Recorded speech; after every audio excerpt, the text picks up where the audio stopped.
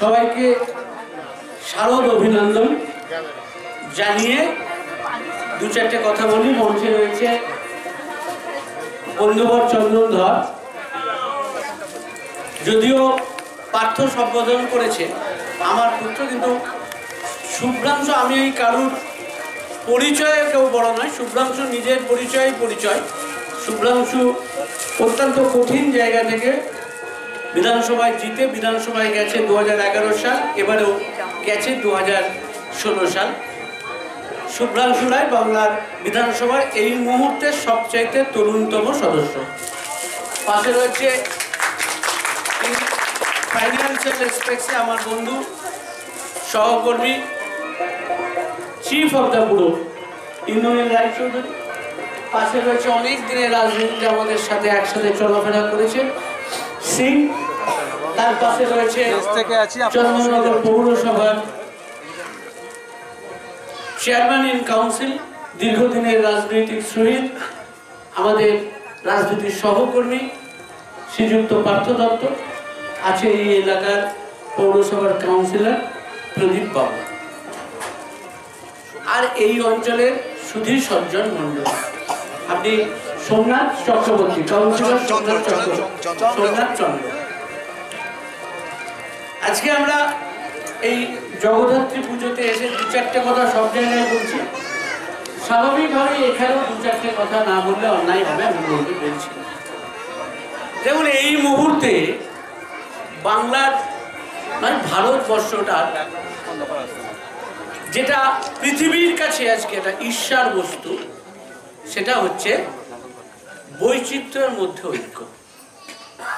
ভারতবর্ষের যত ভাষা আছে, যত মত নানা বিধান, ভারতবর্ষটা বৈচিত্র্যের মধ্যে একটা ঐক্য ধরে রেখেছে। ভারতবর্ষটা জন্ম লগ্ন থেকে এই বৈচিত্র্য। আপনাকে যদি কেউ জিজ্ঞাসা করে, চীনকে যদি কেউ, চীনের কোনো লোককে যদি জিজ্ঞাসা করে তার দেশের নাম কি, সে এক কথায় বলবে চীন প্রজাতন্ত্র। আপনাকে যদি জিজ্ঞাসা করা হয় ভারতবর্ষ, তোমার দেশের নাম কি, তোমাকে বলতে হবে India, that is Bharatvarsha. India that is Bharatvarsha, বা ভারতবর্ষ দ্যাট ইজ ইন্ডিয়া। এটা আমাদের জন্ম লগ্ন থেকে। যদি কাউকে জিজ্ঞাসা করে জাপান তোমার ভাষা কি, সে বলবে জাপানি। তোমাকে যদি কেউ জিজ্ঞাসা করে, তোমাকে বলতে হবে আমার রাষ্ট্রভাষা হিন্দি, কিন্তু সংযোগ রক্ষাকারী ভাষা ইংরেজি। যদি কাউকে জিজ্ঞাসা করা হয় এখানে যে আচ্ছা তোমাদের জাতীয় সঙ্গীত কি, বলবে জনগণ মন, কিন্তু ব্যান্ডে বাজানো যায় না বলে সারে জাহাজ সব বাজানো হয়। তা আমাদের এই যে বৈচিত্র্য, ভারতবর্ষের মধ্যে এই যে বৈচিত্র্য, যখন আমরা কলকাতার রাজপথে থাকি, তখন যেদিনকে রেড রোডে ঈদের নামাজ হয়, দেখে মনে হয় যে রেড রোডটা নয়, ভাড়া পশ্চিম বাংলাটা বোধহয়। আমার সাথে একটু আগে এসেছিল ফরিদ ভাই, মুসলিমদের। আবার যেদিনকে আমাদের দুর্গা পুজো হয়, জগদ্ধাত্রী পুজো হয়, যেমন চন্দননগরে কালকে বাদে পরশু রাস্তা দিয়ে যখন হাঁটবেন, তখন মনে হবে চন্দননগরটা বোধহয় নয়, সারা পশ্চিম বাংলাটাই বোধহয় হিন্দুদের। এটা বাংলা নয়, ভারতবর্ষের পরম্পরা। এই পরম্পরা নিয়েই ভারতবর্ষটা বেঁচে আছে আজকে এত দিন ধরে। ভারতবর্ষ আজকে পৃথিবীর অন্য রাজ্যদের কাছে, রাষ্ট্রদের কাছে কেন থ্রেট? দুটো কারণে থ্রেট। ভারতবর্ষের থ্রেট হচ্ছে এই বৈচিত্র্যের মধ্যে ঐক্য ধরে রেখেছে ভারতবর্ষ। বহু বিদেশি শক্তি চেয়েছে ভারতবর্ষটাকে ভাগ করতে, ভারতবর্ষটাকে টুকরো টুকরো করতে, কিন্তু ভারতবর্ষ এই বৈচিত্র্যের মধ্যে ঐক্য ধরে রেখেছে। ধরুন, আপনাকে কাউকে যদি জিজ্ঞাসা করা হয় কোথায় যাবেন, প্রথমেই বলবেন আগে যাবো তাজমহল দেখতে। তখন তো একবারও ভাববেন না যে তাজমহলটা মুসলমান বানিয়েছে কি হিন্দু বানিয়েছে বা ওটা কার স্মৃতিস্তম্ভ, বলবেন তাজমহল। ভারতবর্ষ আপনাকে যদি বলে সানাই শুনবো, কার সানাই শুনবেন? বলবেন বিসমিল্লাহ খানের সানাই। তাই এই বৈচিত্র্যের মধ্যে ঐক্য নিয়েই ভারতবর্ষ এগিয়ে চলেছে। আজকে এই কথাগুলো বলতে হচ্ছে এই কারণে, ভারতবর্ষের পশ্চিমবাংলায় আমি গর্ব করে বলি যে এই গত পরশু দিন অর্থাৎ 3 তারিখে বিকেলে আমি দিল্লি যাচ্ছিলাম স্ট্যান্ডিং কমিটি, আমি একটা কমিটির চেয়ারম্যান, সেই চেয়ারম্যান হিসেবে আমার একটা মিটিং আছে, সেখানে যাচ্ছি। জেট এয়ারওয়েজে 6:30টায় ফ্লাইট, 1F টিকিটটা দেওয়া হয়েছে ঋতুব্রত বন্দ্যোপাধ্যায়, মার্ক্সবাদী কমিউনিস্ট পার্টির সাংসদ, আর পাশের সিটটা ছিল আমার। খানিকক্ষণ যাওয়ার পর একটি ভদ্রলোক এগিয়ে এসে বলছেন, আপনার নাম কি? মুকুল রায়। বললো, আমি কি একটু কথা বলতে পারি? নিশ্চয়ই বলুন। বললো, দেখুন আমি প্রায় 20 বছর বাদে আমেরিকা থেকে বাংলায় ফিরেছিলাম। অনেক ক্ষোভে দুঃখে বাংলা ছেড়ে আমেরিকায় গিয়েছিলাম। আমি এখন আমেরিকায় একজন সফলতম ব্যবসায়ী। আজকে আপনাকে বলছি, এই কয়েক বছর পরে এসে দেখছি বাংলাটা পাল্টে গেছে, বাংলাটা নতুন হয়ে গেছে। আমি আমার কোম্পানির সিইওকে বলবো, বাংলায় আসুন, বিনিয়োগ করুন। যখন এটা বলে চলে যাওয়ার পর আমি ঋতুকে বললাম, ঋতু যতই আমাদের গাল দাও, মানুষের চেহারা, মানুষের চরিত্রটা হচ্ছে এটাই বাংলা, এটাই বাংলার চেয়ে। বাংলায় এখন আপনাদের পাহারাদার মমতা বন্দ্যোপাধ্যায়ের হাত ধরে আপনারা নিশ্চিত, আপনাদের সুরক্ষা দেওয়ার জন্য তিনি আছেন। কিন্তু একটা ছোট্ট উস্কানি বিভিন্ন জায়গা থেকে আসছে। এই যে বৈচিত্র্য মাঝে ঐক্য, এটাকে টুকরো করার চেষ্টা হচ্ছে। দেখুন, ভারতবর্ষের স্বাধীনতা আন্দোলনের ইতিহাস যদি বলি, তাহলে মহাত্মা গান্ধী বললে, পণ্ডিত নেহরু বললে, মৌলানা আবুল কালাম আজাদও বলতে হবে, সুভাষ বসু বলতে হবে। সুভাষ বোসের যারা লেফটেন্যান্ট তাদের কথাও বলতে হবে। বাংলাটা, ভারতবর্ষটা, স্বাধীনতা আন্দোলনটা এইভাবেই তৈরি হয়েছে, এইভাবেই লড়াই। কিন্তু ইদানিং কিছু মানুষ এই বৈচিত্র্য মাঝে ঐক্যটাকে টুকরো করতে চাইছে। সেই জায়গায় দাঁড়িয়ে আমি, যদিও আমার নিজের মনে হয়েছে, আমি সব জায়গায় বলছি যে বাংলার তথা ভারতবর্ষের এই ধাঁচটা অটুট। যদি বাংলার কথা ভাবেন, বাংলার সম্প্রীতির বন্ধনটা এমন একটা জায়গায় আছে, এর কৃতিত্ব চন্দনেরও নয়, সোমনাথ বাবুরও নয়। এর কৃতিত্বটা হচ্ছে বাংলার মানুষের।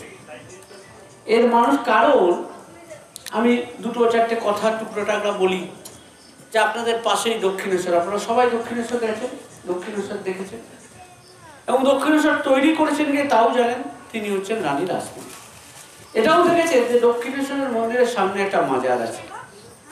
সেই মাজারটা দেখার সময় একটা কথা আছে যে যখন এই মন্দিরটা তৈরি হচ্ছে, পীর সাহেব এসে ওই মাজারের মাকে বলছেন, মা তুই তো মন্দিরটা করছিস, আমাকে একটু সময় দে, আমি মাজারটা সরিয়ে নেব। মা জবাব দিচ্ছেন যে, দেখো বাবা, আমার মন্দিরে যদি মা রোজ জল পান, তাহলে তোমার মাজার ওইখানে যেমন আছে তেমন থাকবে, কেউ ওকে স্পর্শ করতে পারবে না। এটা রাসমণির বাংলা। আবার আপনারা সবাই রামকৃষ্ণদেবের কথা জানেন। রামকৃষ্ণদেব শাস্ত্র মতে ইসলাম ধর্ম গ্রহণ করেছিলেন।